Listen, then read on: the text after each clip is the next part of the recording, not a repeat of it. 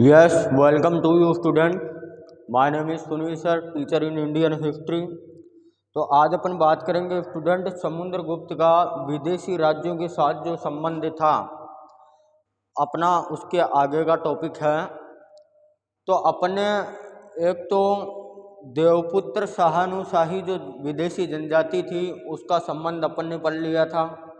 उसके अलावा अपन ने मुर्डक जनजाति का संबंध पढ़ लिया था। इसके अलावा आज अपन बात करेंगे शक जनजाति, जो समुद्रगुप्त जो था उसके समकालीन जनजाति थी। कौन सी? शक जनजाति। तो ये सारा जो मामला है वो है विदेशी राज्यों के साथ संबंध किसका? समुद्रगुप्त का। तो हेडिंग लगाओ। तीसरी है डेविड शक। डेविड शक, इसका मतलब है शक जनजाति। कौन सी जनजाति? शक जनजाति। शक जनजाति। तो शक जनजाति जो थी उसका आधिपत्य कहाँ कहाँ पर स्थापित था, यह अपन को जानना है। तो शक जनजाति का आधिपत्य सौराष्ट्र से लेकर जो 16 महाजनपदों में से एक महाजनपद था अवंती, वहाँ तक इसका आधिपत्य था। तो इसमें लिखना है इस जनजाति का आधिपत्य या शक जनजाति सौराष्ट्र एवं अवंती महाजनपद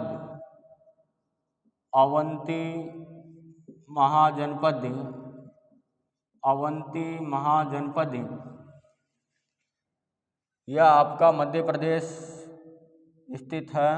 मध्य प्रदेश अवंती महाजनपद तक आधिपत्य था।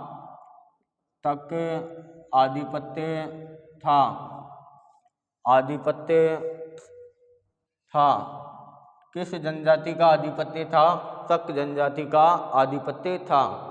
नेक्स्ट स्टेप इसी में लिखना है इस समय शक जनजाति समुद्रगुप्त के युद्धों के कारण दुर्बल हो चुकी थी। इस समय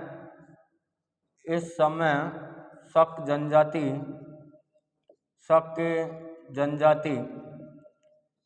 शकों के युद्धों के कारण, शक जनजाति समुद्रगुप्त के युद्धों के कारण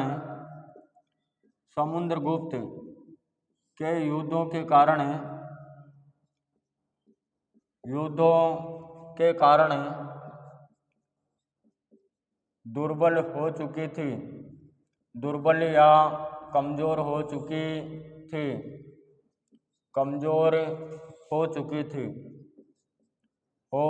चुकी थी। भाई समझ में आ रहा है क्या? ये जनजाति जो है वो सौराष्ट्र और कहने का मतलब है अवंती महाजनपद मध्य प्रदेश तक इसका आधिपत्य था। और इस समय समुद्रगुप्तों के लगातार आक्रमणों के कारण ये जनजाति क्या हो चुकी थी? कमज़ोर हो चुकी थी। क्या हो चुकी थी? कमज़ोर हो चुकी थी। शक जनजाति। नेक्स्ट स्टेप आगे नोट डाल के लिखना है अवंती प्राचीन भारतीय महाजनपदों में से एक महाजनपद था। नोट डाल के लिखो अवंती प्राचीन भारतीय महाजनपदों में से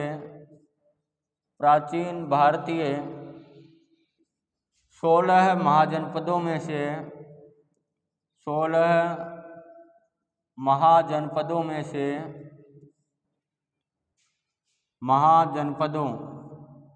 से 1 महाजनपद था।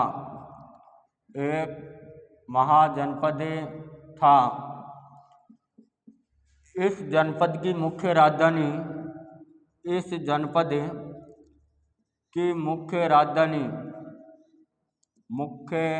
राजधानी राजधानी उज्जैनी थी।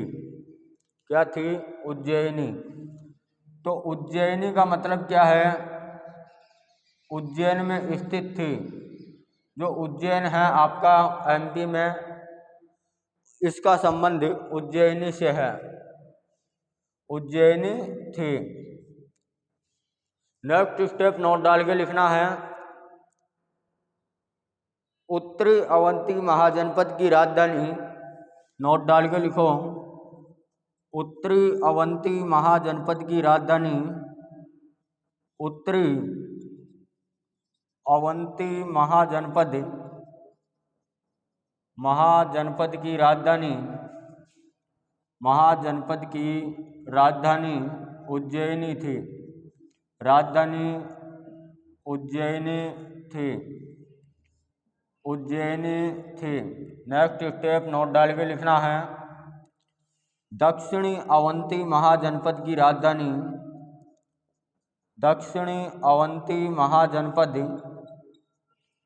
अवंती महाजनपद की राजधानी, महाजनपद की राजधानी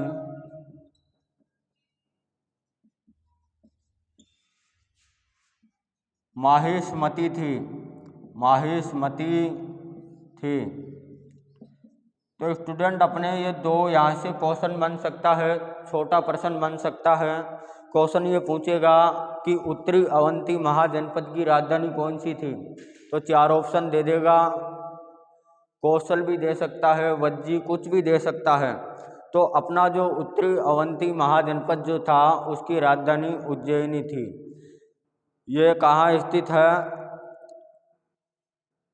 एमपी में स्थित है, मध्य प्रदेश में। इसके अलावा दक्षिणी अवंती महाजनपद की जो राजधानी थी वो क्या थी? माहिष्मती थी। माहिष्मती थी।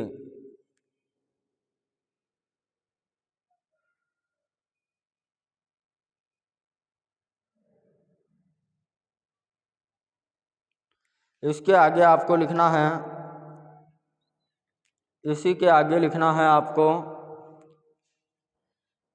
उज्जैनी राजधानी जो उत्तरी अवंती प्रदेश की हुआ करती थी,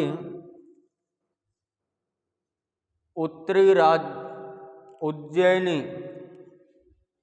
उत्तरी अवंती महाजनपद की राजधानी उज्जैनी हुआ करती थी। तो ये जो उज्जैनी है ये वर्तमान में कहाँ है? उज्जैन में है। कहाँ है? उज्जैन। और उज्जैन पड़ता है आपका एमपी में। कहाँ पड़ता है? एमपी में। उज्जैन कहाँ पड़ता है? एमपी में। इसके अलावा दक्षिणी अवंती की जो राजधानी थी वो माहिष्मती थी। ये वर्तमान में कहाँ पड़ती है? आपकी एमपी माहेश्वरम।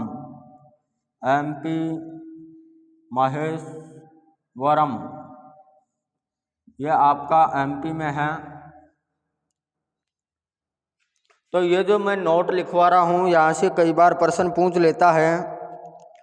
इसके अलावा समुद्रगुप्त का और कौन कौन सी विदेशी जनजातियों से साथ संबंध था, इसकी बात अपन करें तो सिहला द्वीपवासी,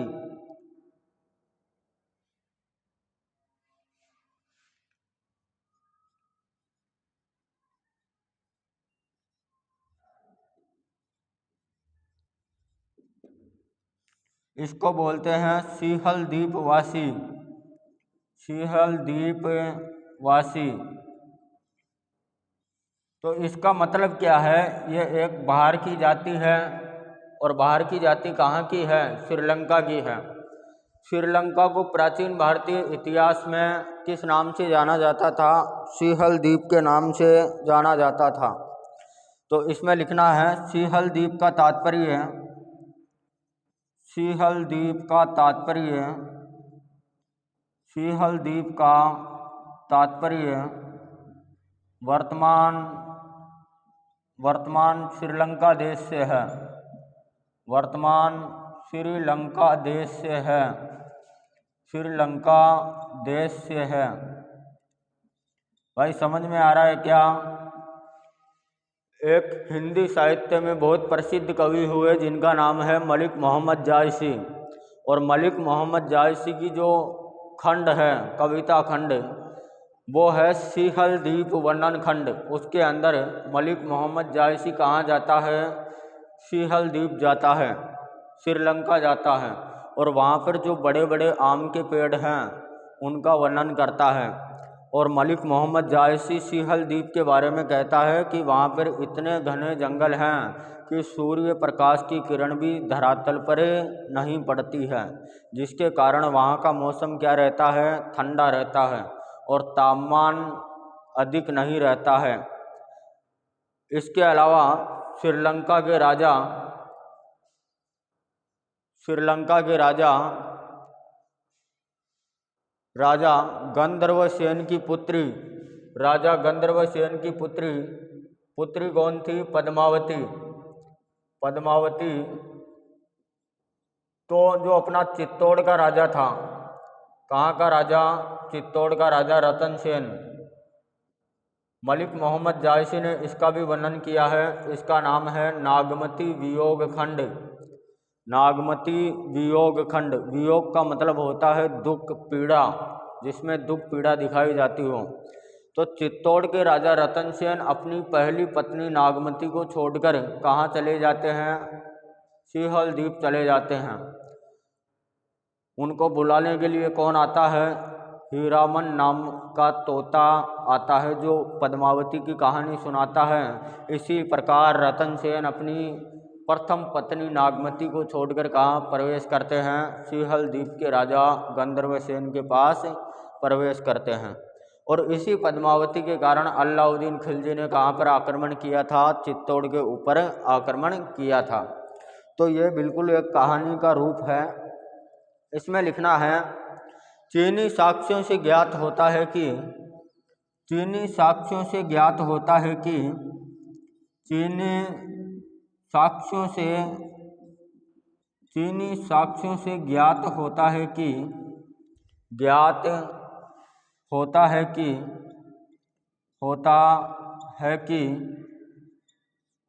श्रीलंका के राजा या सिहल द्वीप के राजा, श्रीलंका या सिहल द्वीप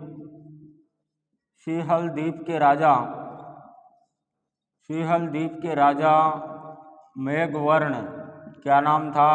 मेघवर्ण, जो किसके समकालीन था? गुप्त राजवंश के शासक समुद्रगुप्त के समकालीन था। मेघवर्ण ने दो बौद्ध भिक्षुओं को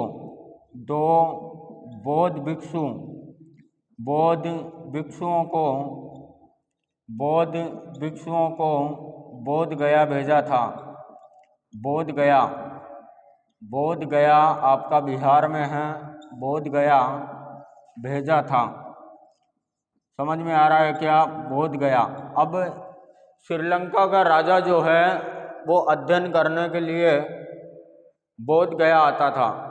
और बिहार पटना के अंदर सबसे प्रसिद्ध विश्वविद्यालय था नालंदा विश्वविद्यालय। वहाँ पर शिक्षा ग्रहण करने के लिए बाहर के लोग आते थे। तो बोध गया भेजा था, लेकिन इनके भिक्षुओं को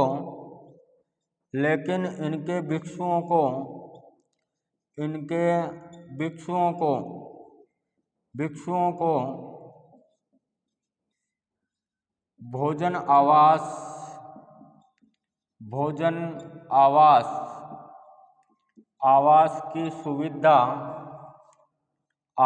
की असुविधा उपलब्ध रही। इसका मतलब आपको समझना है कि सबसे पहले सिहल द्वीप के राजा मेघवर्ण ने दो बौद्ध भिक्षुओं को कहाँ भेजा? बोध गया भेजा। यानी कि श्रीलंका से कहाँ ट्रांसफ़र कर दिया? इंडिया में कर दिया। इसके बाद इनके द्वारा भेजे गए बौद्ध भिक्षुओं को किसी प्रकार का भोजन प्राप्त नहीं हुआ और रहने के लिए कोई सुविधाएं भी प्राप्त नहीं हुई। इसके बाद में मेघवर्ण को जैसे ही ये बात पता चलती है तो मेघवर्ण राजा स्वयं कहाँ आता है? श्रीलंका से बोध गया आता है और वहाँ पर महाबोधि संगाराम विहार की स्थापना करता है। तो इसमें आगे नोट डाल के आपको लिखना है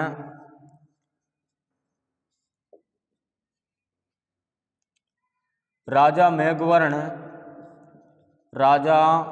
मेघवर्ण स्वयं बोध गया आता है, स्वयं बोध गया आता है, बोध गया आता है, बोध गया आता है और वहाँ पर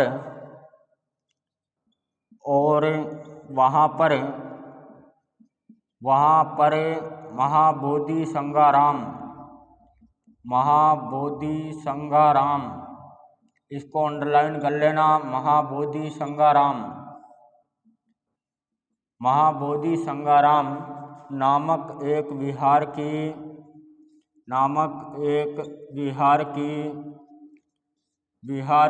स्थापना करता है।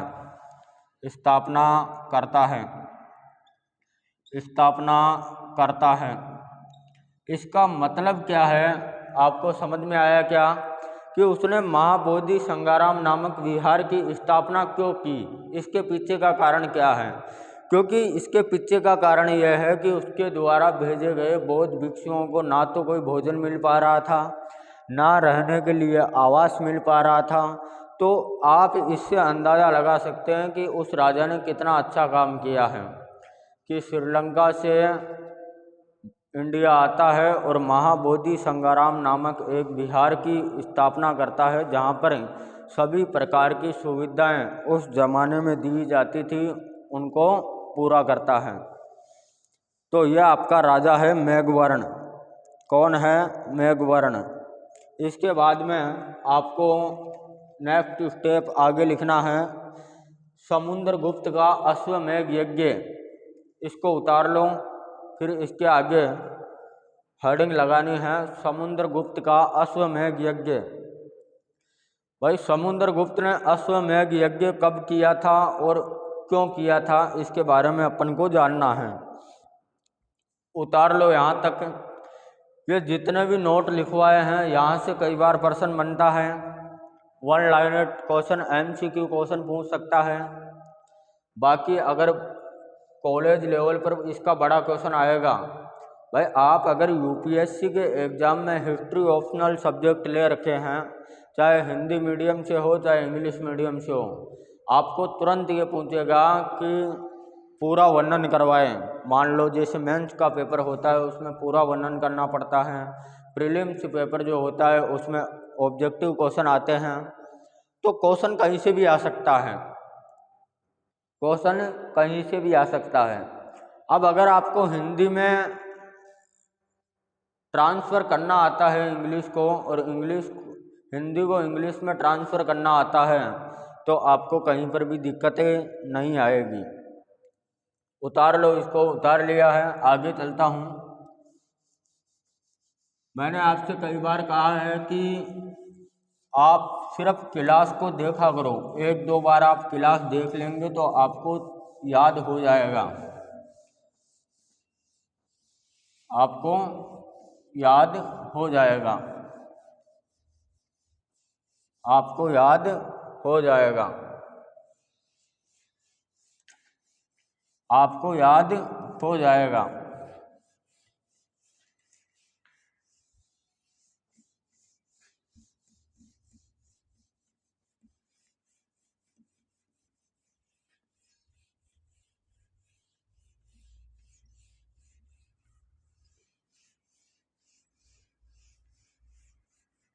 अब आपको लिखना है समुद्रगुप्त का अश्वमेध यज्ञ। हेडिंग लगाओ समुद्रगुप्त का अश्वमेध यज्ञ, समुद्रगुप्ता अश्वमेध यज्ञान। हेडिंग लगानी है समुद्र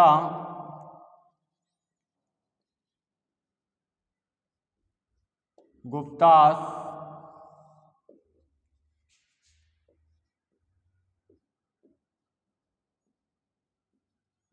अश्वमेध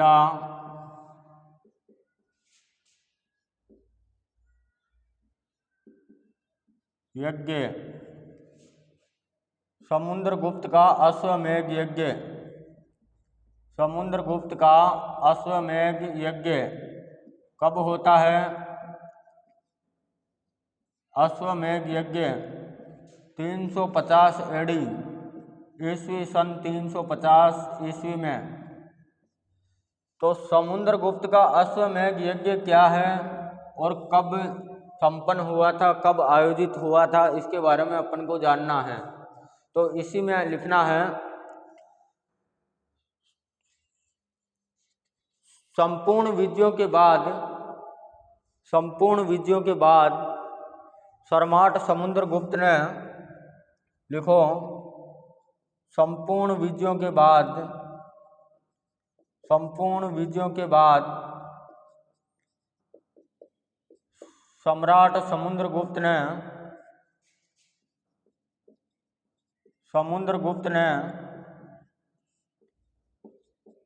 350 एडी में अश्वमेध यज्ञ का आयोजन करवाया था। अश्वमेध यज्ञ का आयोजन करवाया था।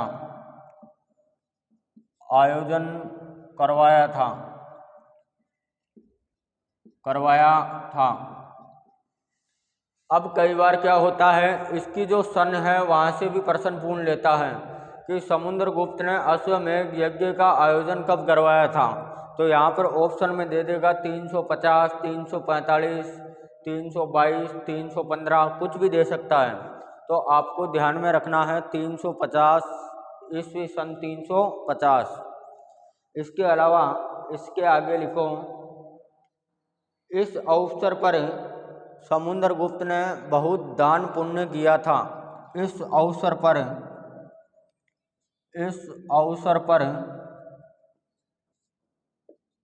राजा समुद्रगुप्त ने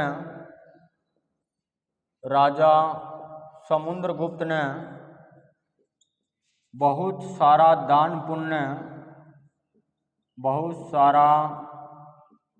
दान पुण्य किया था। ऐसे दान पुण्य तो सम्राट अशोक ने भी किया था। जो मौर्य राजवंश का ताकतवर और शक्तिशाली सम्राट था अशोक, उसने भी दान पुण्य किया था। तो उस समय सबसे ज़्यादा दान किसको दिया जाता था?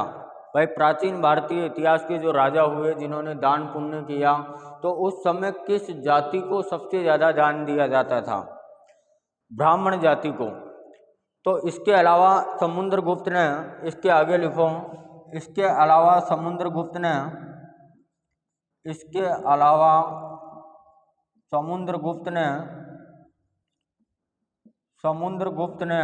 अपने साम्राज्य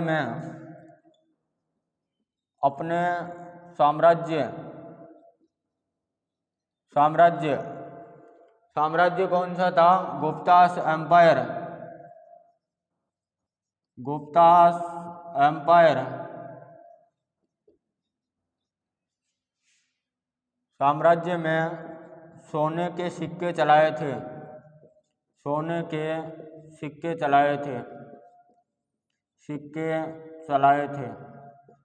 अब यहाँ से क्वेश्चन बन रहा है कैसा कि समुद्रगुप्त ने अश्वमेध यज्ञ करने के पश्चात किस प्रकार के सिक्कों का प्रचलन किया था? तो वो किस प्रकार के थे? सोने के। अगर आप इसकी जगह चांदी लिखते हैं तो आपका क्वेश्चन गलत हो जाएगा, पूरा मामला ही गलत हो जाएगा, क्योंकि उस राजा ने सिर्फ सोने के सिक्के चलाए थे। इसके बाद में आपको नोट डाल के लिखना है, समुद्रगुप्त द्वारा प्रचलित इन सिक्कों पर एक और यज्ञ स्तंभ से बंधे अश्व की मूर्ति है। नोट डाल के लिखो, समुद्रगुप्त द्वारा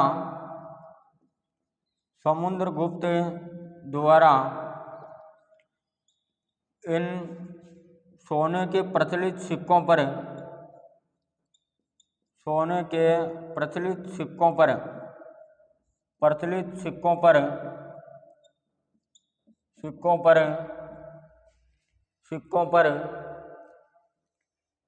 प्रचलित सिक्कों पर यज्ञ से बंधे यज्ञ से बंधे यज्ञ से बंधे यज्ञ से बंधे अश्व की मूर्ति है। अश्व की मूर्ति है। अश्व की मूर्ति है तथा दूसरे भाग पर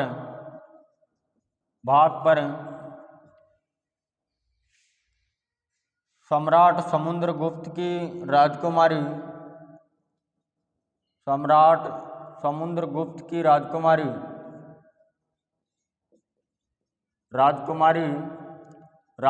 बोल दो या पत्नी बोल दो, एक ही बात है। आज के ज़माने में पत्नी कहा जाता है, उस ज़माने में राजकुमारी कहा जाता था। भाई राजा की पत्नी को क्या कहा जाता था? राजकुमारी, है ना। जैसे जाट की पत्नी होती है उसको क्या कहा जाता है? जाटनी, है ना। तो उसी प्रकार है, समुद्रगुप्त की राजकुमारी पत्नी अपने हाथ में चंवर लिए खड़ी है।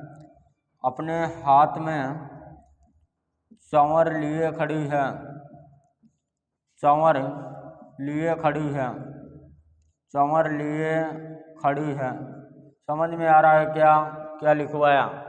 समुद्रगुप्त द्वारा इन सोने से प्रचलित सिक्कों पर यज्ञ से बंधे या खंभे से बंधे अश्व की मूर्ति है तथा दूसरे भाग पर जो समुद्रगुप्त की पत्नी है उसके हाथ में चंवर लिए खड़ी है। इस चंवर को इन्वर्टेड कोमा में बंद करके अंडरलाइन कर दो।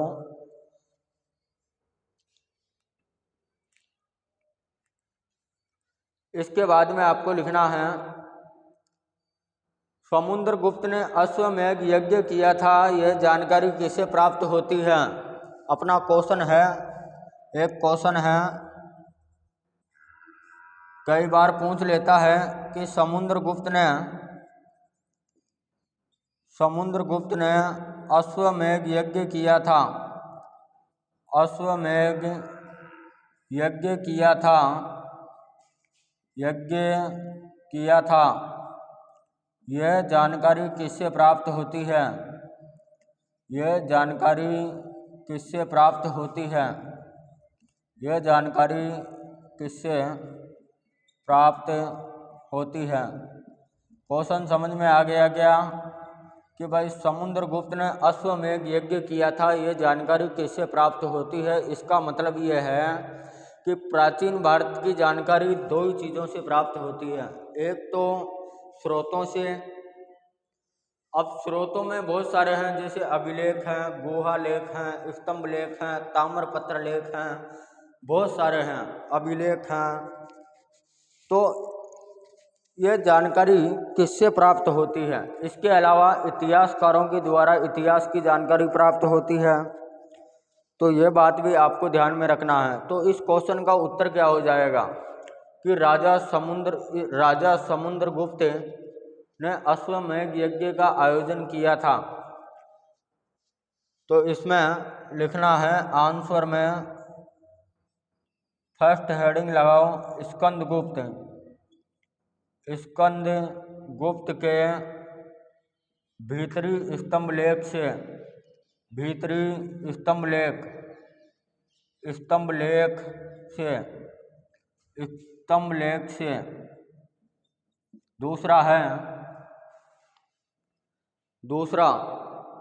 दूसरा लिखो, प्रभावती गुप्त के पूना ताम्रपत्र लेख से। दूसरा लिखना है, प्रभावती गुप्त के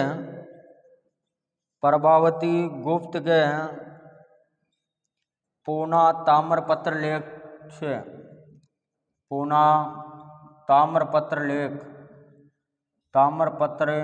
लेख से। तो ये दो स्रोत हैं जिससे ये जानकारी प्राप्त होती है कि वास्तव में समुद्रगुप्त ने अश्वमेध यज्ञ किया था। पहला है स्कंदगुप्त के भीतरी स्तंभ लेख से और दूसरा है प्रभावती गुप्त के पूना ताम्रपत्र लेख से। और ये दोनों ही क्या हैं? इतिहास के स्रोत हैं, ताम्रपत्र लेख और स्तंभ लेख।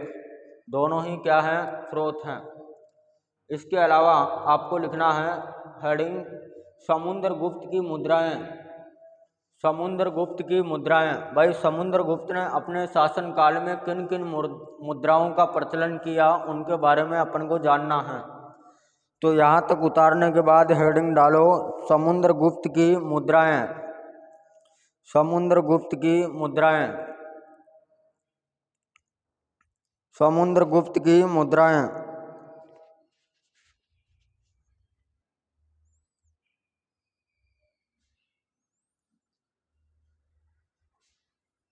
समुद्रगुप्त की मुद्राएं।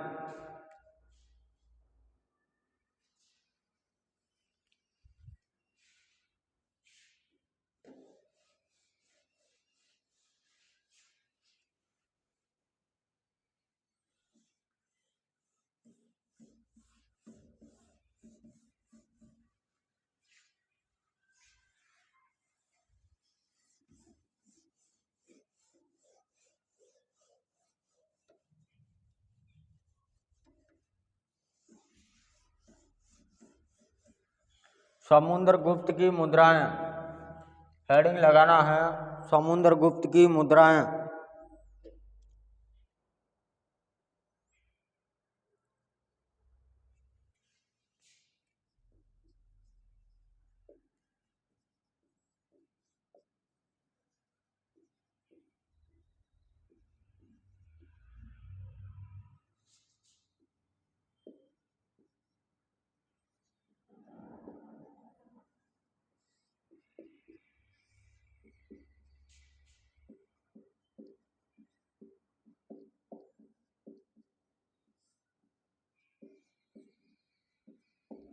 तो समुद्रगुप्त की जो मुद्राएं थी वो कितने प्रकार की थी, 6 प्रकार की थी। पहली थी गरुड़ प्रकार की मुद्रा। गरुड़ प्रकार की मुद्रा,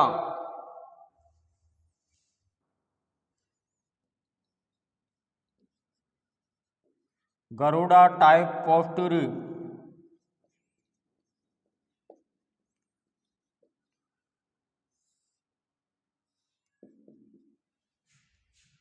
गरुड़ प्रकार की मुद्रा, गरुड़ प्रकार की मुद्रा।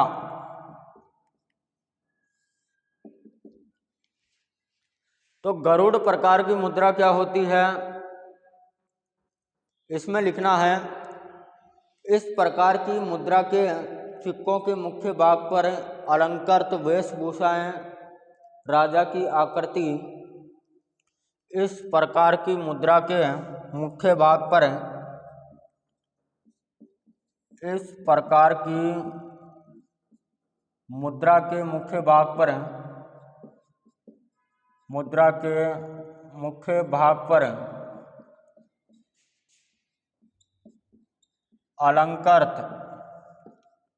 अलंकृत वेशभूषाएं, राजा की आकृति। अब यहाँ पर कंफ्यूज हो सकते हैं, राजा की आकृति, तो किस राजा ने गरुड़ प्रकार की मुद्रा चलाई, समुद्रगुप्त ने। तो आकृति भी किस राजा की होगी, समुद्रगुप्त की। वेशभूषाएं, राजा की आकृति, गरुड़ धवल, राजा की आकृति, राजा की आकृति, कोमा गरुड़ ध्वज। इसके अलावा नाम तथा मुद्रालेख लिखा जाता था।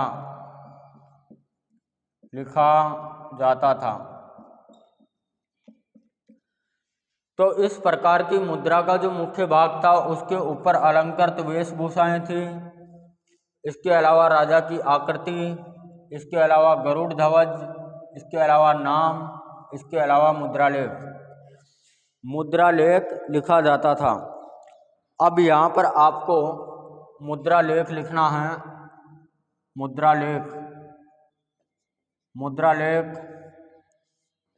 मुद्रालेख में लिखना है समरस्त वितत विज्योजित रि पुरोजित दिवम जयति।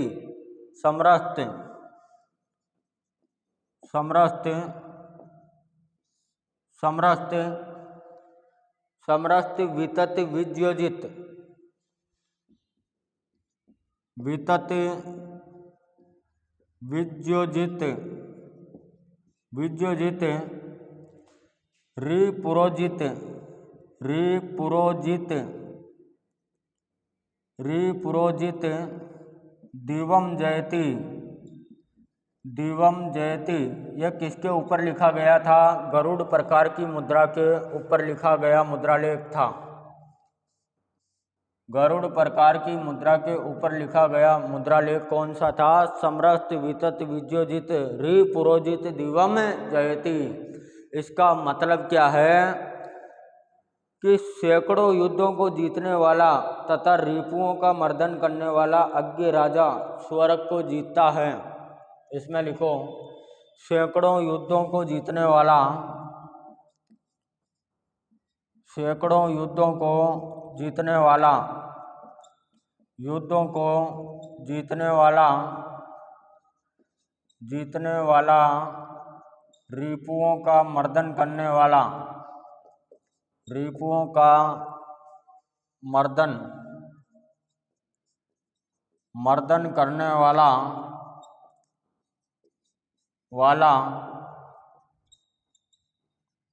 अज्ञेय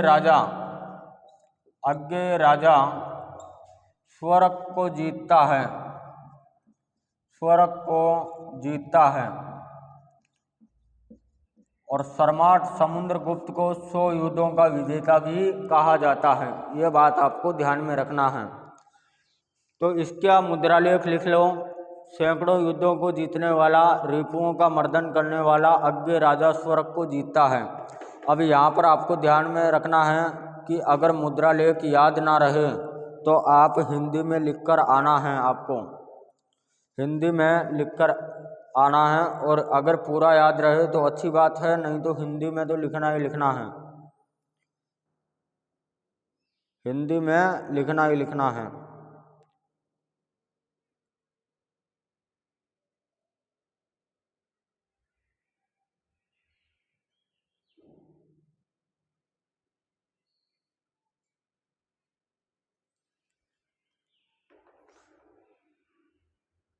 हाँ भाई, आगे चलो। लिखना है, इन सिक्कों के पृष्ठभाग पर सिंह वाहिनी देवी अंकित है। इन सिक्कों के मुख्य भाग पर, इन सिक्कों के मुख्य भाग पर, सिक्कों के मुख्य भाग पर सिंह वाहिनी देवी, सिंह वाहिनी देवी अंकित है। इसका मतलब क्या होता है? सिंह वाहिनी, सिंह का मतलब होता है शेर, और शेर के ऊपर बैठी स्त्री जिसको किस नाम से जाना जाता है? सिंह वाहिनी देवी के नाम से जाना जाता है। तो इन सिक्कों के मुख्य भाग पर सिंह वाहिनी देवी अंकित है। अब आपको दूसरी मुद्रा लिखनी है।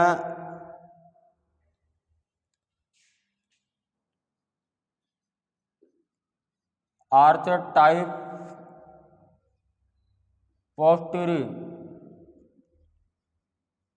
धनुर्धारी प्रकार की मुद्रा। 2 नंबर डाल के लिखो, धनुर्धारी प्रकार की मुद्रा, धनुर्धारी प्रकार की मुद्रा। भाई, जिस मुद्रा के ऊपर धनुष बाण लिए राजा खड़ा हो उस मुद्रा को क्या कहते हैं? धनुर्धारी प्रकार की मुद्रा कहते हैं। तो इसमें लिखना है, इसके मुख्य भाग पर, इस मुद्रा के मुख्य भाग पर धनुष बाण लिए राजा समुद्रगुप्त खड़े हैं। इस मुद्रा के मुख्य भाग पर, मुख्य भाग पर धनुष बाण लिए राजा समुद्रगुप्त खड़े हैं। राजा समुद्रगुप्त खड़े हैं। तो इस मुद्रा का मतलब है कि इसका जो मुख्य भाग है, आगे का भाग, उस पर राजा समुद्रगुप्त धनुष बाण लिए खड़ा है। पृष्ठ भाग पर सिंह वाहिनी देवी के साथ उपाधि अप्रतिरथ शामिल है। इसके पृष्ठ भाग पर सिंह वाहिनी देवी। अब सिंह वाहिनी देवी कौन सी थी? आपको पता है कि समुद्रगुप्त ने जो सिंह वाहिनी देवी का जो चित्र बनवाया वो उसी प्रकार बनवाया कि अपनी पत्नी को किसके ऊपर बिठाकर दिखाया है? शेर के ऊपर बिठा के दिखाया है। तो एक तरफ तो राजा समुद्रगुप्त हो गए और पीछे की तरफ उसकी वाइफ हो गई, उसकी राजकुमारी हो गई। तो सिंह वाहिनी देवी के साथ उपाधि अप्रतिरथ शामिल है। के साथ उपाधि अप्रतिरथ शामिल है। समझ में आ रहा है क्या? अप्रतिरथ का मतलब क्या होता है? इसका मतलब यह होता है कि अगर जिसका युद्ध भूमि में कोई मुकाबला न कर सके, यानी कि एक अज्ञेय राजा या अप्रतिम या अद्वितीय योद्धा। तो अप्रतिरथ का मतलब क्या होता है? जिसका युद्ध भूमि में कोई मुकाबला न कर सके। तो अप्रतिरथ का मतलब लिख लो। अप्रतिरथ, इसका मतलब लिखना है जिसका युद्ध भूमि में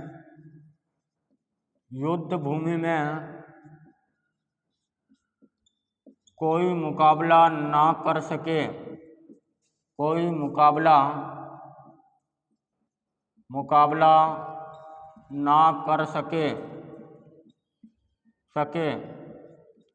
तथा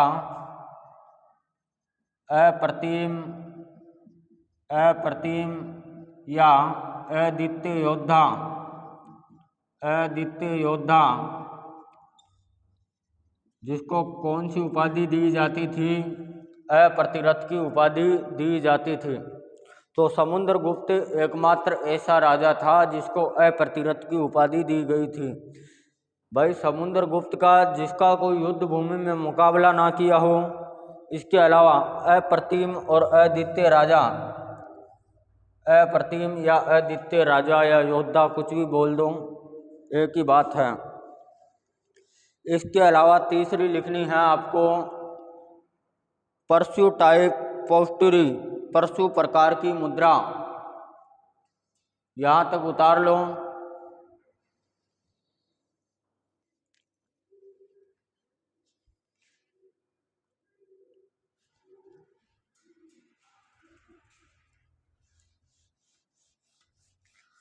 परशु टाइप पोस्टरी।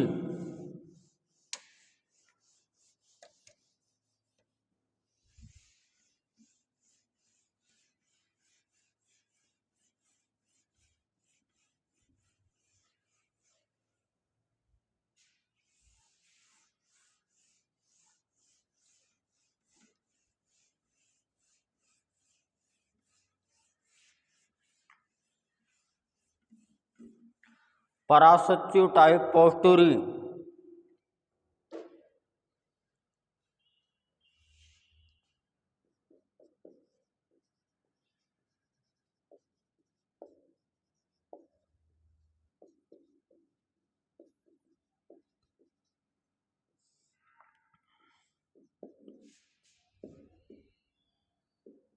परशु प्रकार की मुद्रा, परशु प्रकार की मुद्रा। ये मुद्रा क्या होती है, इसके बारे में अपन को जानना है। जो समुद्रगुप्त ने प्रचलित की थी और यह अपनी तीसरे नंबर की मुद्रा है। परशु प्रकार का, परशु का मतलब क्या होता है? कुल्हाड़ी या हथियार। तो इसमें लिखना है इस मुद्रा के मुख्य भाग पर परशु लिए बाएं हाथ में खड़ा राजा। इस मुद्रा के मुख्य भाग पर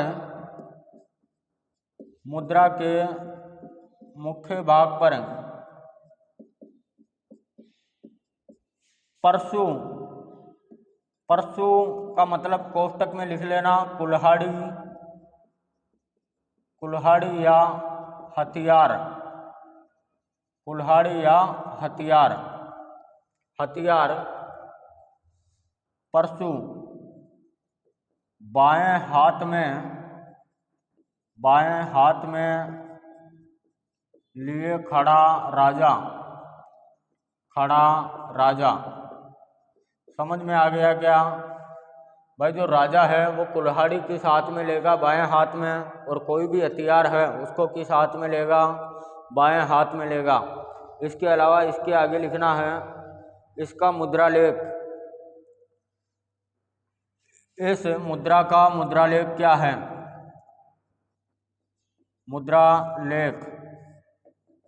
मुद्रालेख में लिखी है कर्तांत परशुर या त्याजित, कर्तांत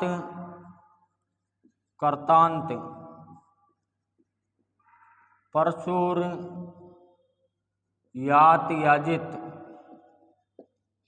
कर्तांत परशु या त्याजित, कर्तांत परशु या त्याजित राज जेताजित नाम अंकित है। राज जेताजित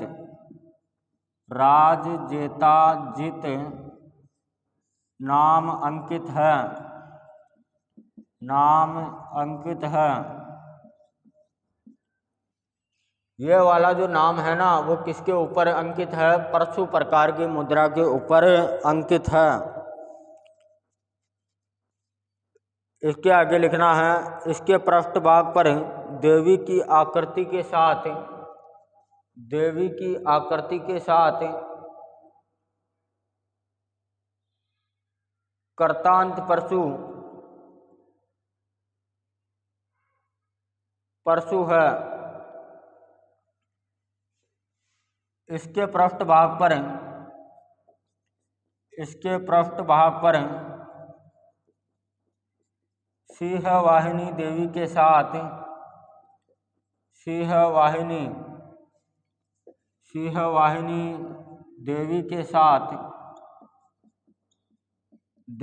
साथ कर्तांत परशु। इसका मतलब क्या होता है कि जो व्यक्ति अपने काम में संतुष्ट हो, जो व्यक्ति या राजा अपने काम में संतुष्ट हो,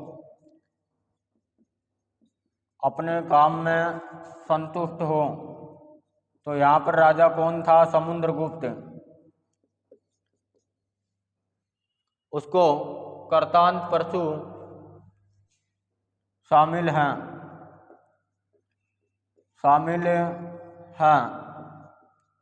तो यह इसका मुद्रालेख हो गया। इसके बाद में आपको लिखना है अश्वमेध मुद्रा।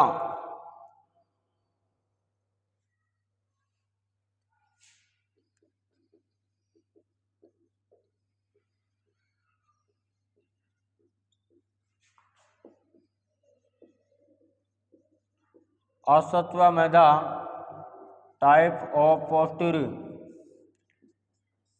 अश्वमेध मुद्रा, ये मुद्रा क्या है इसके बारे में अपन को जानना है। ये कौन से नंबर की हो गई? 4th number. इसमें लिखो इस मुद्रा के मुख्य भाग पर यूप बलि पशु को बांधने वाला खंबा, बंदे घोड़े का चित्र है। इस मुद्रा के मुख्य भाग पर इस मुद्रा के मुख्य भाग पर यूप क्या होता है, इसके कोष्टक में लिख लेना। बलि पशु को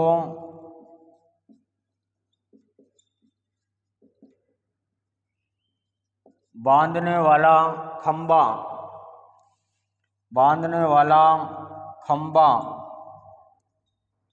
बांधने वाला खंबा, खंबा और खंबे से बंधे घोड़े का चित्र है, और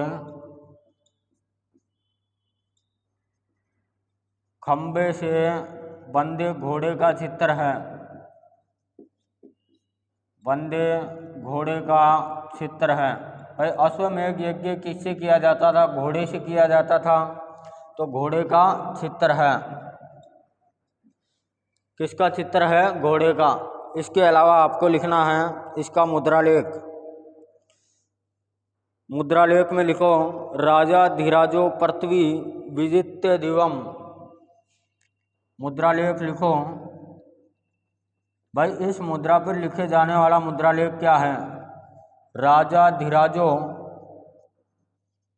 राजा धीराजो, राजा धीराजो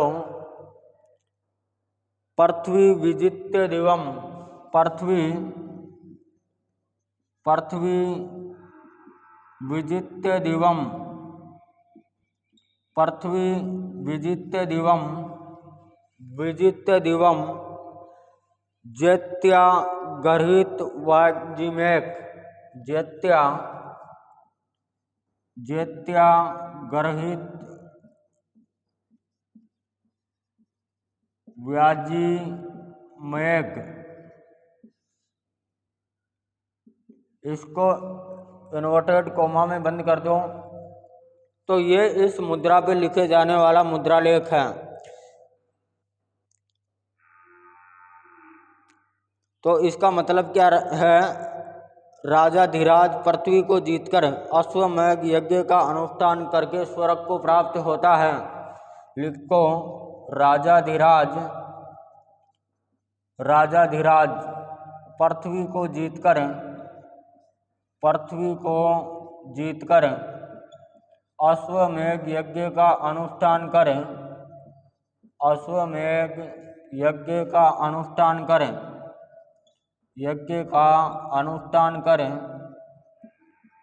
अनुष्ठान करें स्वर्ग को प्राप्त होता है, स्वर्ग को प्राप्त होता है, स्वर्ग को प्राप्त होता है। ये इस मुद्रालेख का अर्थ है, ये इस मुद्रालेख का अर्थ है। इसके बाद में आपको 5वां नंबर डालना है व्याघ्रटन प्रकार की मुद्रा। यहाँ तक उतार लो। 5 नंबर डाल के लिखो व्याघ्रटन प्रकार की मुद्रा। व्याघ का मतलब क्या होता है, व्याघ यानी कि जो बाघ का शिकार करता है, उस प्रकार की मुद्रा का भी चित्रण किया गया है। तो यहाँ तक उतार लो। फिर आगे लिखना है व्याघ्रटन प्रकार की मुद्रा। व्याघ्रटन प्रकार की मुद्रा, ये जो मैं लिखवा रहा हूँ ऐसा का ऐसा आपको क्वेश्चन आ जाए पूरा लिख देना है।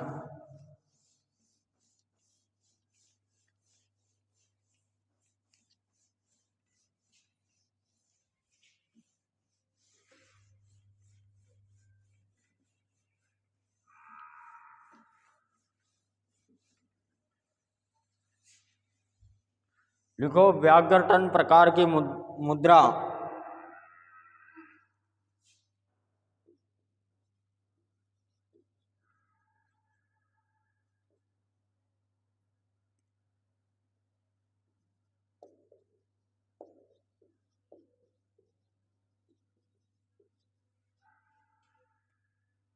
कौन सी है, अपने 5वें नंबर की है। 5 नंबर डाल लेना। इसमें लिखना है व्याकरण प्रकार की मुद्रा। तो समुद्रगुप्त ने इस मुद्रा का प्रचलन किया था जिसका नाम है व्याकरण प्रकार की मुद्रा। इसमें लिखना है इस मुद्रा के मुख्य भाग पर या इस मुद्रा के सिक्कों पर राजा धनुष बाण लिए व्याघ्र का आखेट करते हुए दिखाया गया है। कहने का मतलब है इस मुद्रा के मुख्य भाग पर, इस मुद्रा के सिक्कों के मुख्य भाग पर, सिक्कों के मुख्य भाग पर, मुख्य भाग पर राजा, अब राजा कौन है? समुद्रगुप्त। राजा व्याघ्र, व्याघ्र का मतलब बाघ, बाघ का आखेट, आखेट का मतलब होता है शिकार करना, शिकार करना, दिखाया गया है, दिखाया गया है। समझ में आ रही है क्या बात कि इस मुद्रा के सिक्कों के मुख्य भाग पर राजा समुद्रगुप्त द्वारा बाघ का आखेट शिकार करके हुए दिखाया गया है। इसके अलावा आपको लिखना है, इसके अलावा आगे लिखना है पृष्ठ भाग पर मकर वाहिनी गंगा, मकर वाहिनी गंगा की आकृति के साथ राजा समुद्रगुप्त उत्कीर्ण हैं। इस मुद्रा के पृष्ठ भाग पर, इस मुद्रा के पृष्ठ भाग पर, पृष्ठ भाग पर मकर वाहिनी गंगा, मकर वाहिनी, मकर वाहिनी गंगा, मकर वाहिनी गंगा ये कौन थी? मकर वाहिनी गंगा सालून की पत्नी और योद्धा भीष्म की माँ थी। कोष्टक में लिख लेना सालून की पत्नी, सालून की पत्नी और योद्धा भीष्म की माँ, और योद्धा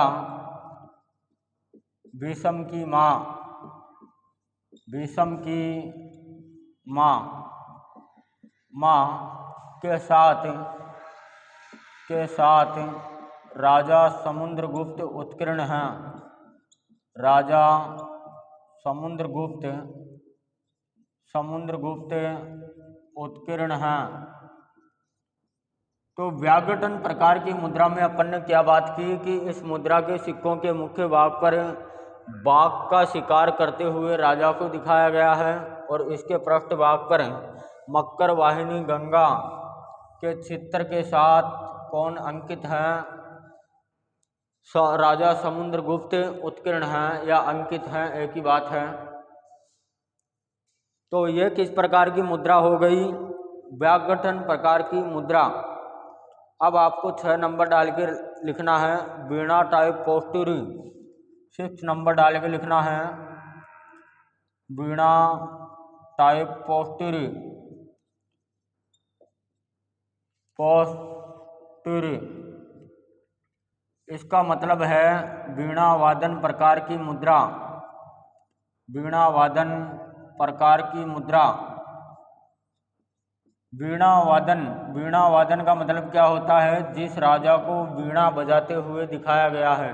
तो समुद्रगुप्त जो था उसको वीणा बजाने का शौक था, तो उसने वीणा वादन प्रकार की मुद्रा का प्रचलन किया था। तो इसमें लिखना है इस मुद्रा के मुख्य भाग पर वीणा बजाते हुए राजा समुद्रगुप्त को दिखाया गया है। इस मुद्रा, इस मुद्रा के मुख्य भाग पर, मुख्य भाग पर वीणा बजाते हुए, वीणा बजाते हुए राजा समुद्रगुप्त, राजा समुद्रगुप्त को दिखाया गया है, समुद्रगुप्त को दिखाया गया है, दिखाया गया है। क्योंकि समुद्रगुप्त को वीणा बजाने का शौक था, समुद्रगुप्त को वीणा बजाने का शौक था। इसके अलावा इसमें लिखना है मुद्रालेख। महाराजा धीराज श्री समुद्रगुप्त उत्कीर्ण हैं। मुद्रालेख लिखो, मुद्रालेख। अब वही बात आ गई, मुद्रालेख में भी महाराजा धीराज राजा समुद्रगुप्त उत्कीर्ण हैं। राजा समुद्रगुप्त उत्कीर्ण हैं। राजा समुद्रगुप्त उत्कीर्ण हैं। समझ में आ रहा है क्या? महाराजा धीराज राजा समुद्रगुप्त क्या है? उत्कीर्ण हैं। किस प्रकार की मुद्रा में? वीणा वादन प्रकार की मुद्रा में। नेक्स्ट इसके आगे लिखना है, इस मुद्रा के पृष्ठ भाग पर हाथ में कार्नोकोपिया, हाथ में कार्नोकोपिया, हाथ में कार्नोकोपिया। इस मुद्रा के पृष्ठ भाग पर हाथ में कार्नोकोपिया। अब कार्नोकोपिया का मतलब क्या होता है? कार्नोकोपिया का मतलब होता है अमलदिया का सींग, अमलदिया का सींग। तो इसमें लिखो, इस मुद्रा के पृष्ठ भाग पर, इस मुद्रा के पृष्ठ भाग पर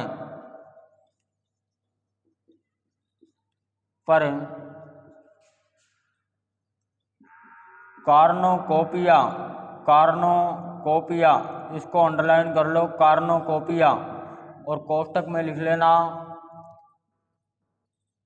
अमलदिया का सींग, अमलदिया का सींग, अमलदिया का सींग लिए स्त्री खड़ी है, लिए स्त्री खड़ी है, स्त्री खड़ी है, स्त्री खड़ी है। तो यह हो गई वीणा वादन प्रकार की मुद्रा। इसके अलावा अपन को लिखना है आगे, प्रयाग प्रस्तुति में समुद्रगुप्त के शासन प्रबंध और पदाधिकारियों के बारे में जानकारी प्राप्त होती है। यहाँ पर चाबी रख जाओ, मैं बंद करके आ जाऊंगा। इस प्रयाग प्रस्तुति के अंदर, इस प्रयाग प्रस्तुति के अंदर समुद्रगुप्त के शासन प्रबंध, समुद्रगुप्त के शासन प्रबंध, शासन प्रबंध तथा पदाधिकारियों की जानकारी प्राप्त होती है। पदाधिकारियों की जानकारी प्राप्त होती है, की जानकारी प्राप्त होती है। समझ में आ रही है क्या बात? कि प्रयाग प्रस्तुति, जिसको वर्तमान इलाहाबाद स्तंभ लेख के नाम से जाना जाता है, उसके अंदर समुद्रगुप्त का जो किस प्रकार से शासन प्रबंध किया था और उसमें कौन कौन से पदाधिकारी थे, उनकी जानकारी विस्तृत रूप से प्राप्त होती है। इसके अलावा लिखना है, इसके आधार पर केंद्रीय शासन पर समुद्रगुप्त का प्रत्यक्ष नियंत्रण था। इसके आधार पर या प्रयाग प्रस्तुति के आधार पर, प्रयाग प्रस्तुति के आधार पर समुद्रगुप्त का केंद्रीय प्रशासन, समुद्रगुप्त का केंद्रीय प्रशासन, केंद्रीय प्रशासन पर नियंत्रण, प्रशासन पर नियंत्रण प्रत्यक्ष रूप से था।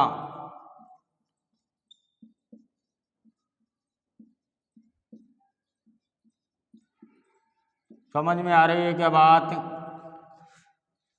कि प्रयाग प्रस्तुति से यह ज्ञात होता है कि जो समुद्रगुप्त ने है अपना प्रशासन ताकतवर बनाए रखा था और केंद्रीय प्रशासन के ऊपर इसका प्रत्यक्ष रूप से नियंत्रण था। अप्रत्यक्ष रूप से होता तो इसका प्रशासन किसी काम का नहीं था। इसके अलावा अपन बात करेंगे नेक्स्ट टॉपिक में अपन बात करेंगे कि समुद्रगुप्त को भारत का नेपोलियन क्यों कहा जाता है। इसके अलावा मोस्ट इम्पोर्टेंट नोट लिखवाऊंगा और वो मोस्ट इम्पोर्टेंट नोट जो हैं वहाँ से आपके क्वेश्चन बनेंगे। तो थैंक्स ऑल स्टूडेंट, इस क्लास को शेयर लाइक कमेंट कर देना और मेरे चैनल को सब्सक्राइब कर लेना ताकि आपको अगली क्लास का नोटिफिकेशन तुरंत आपके पास आ जाए। आज के लिए इतना ही है।